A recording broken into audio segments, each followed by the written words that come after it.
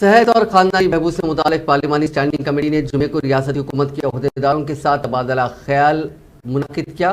بھونیشور کالیتا کی زیر قیادت یہ کمیٹی لوک سبھا اور راجیہ سبھا کے ارکان پر مشتمل ہے۔ حیدرآباد کے مطالعاتی طور پر آئی ہوئی پارلیمانی کمیٹی نے چیف سیکرٹری شانتی کماری اور دوسرے عہدیداروں کے ساتھ پردھان منتری ٹی بی مکت بھارت ابھیان پر عمل آوری اور دماغ کی حفظان صحت سے متعلق امور پر تبادلہ خیال کیا۔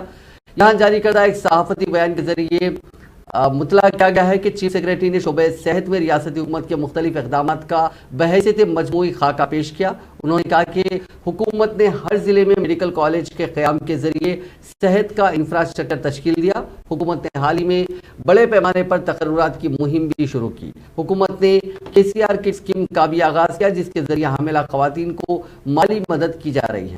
تلنگانہ کو اندھے پن سے پاک کرنے کے مشن کے طور پر روشنی کا پروگرام بھی شروع کیا گیا۔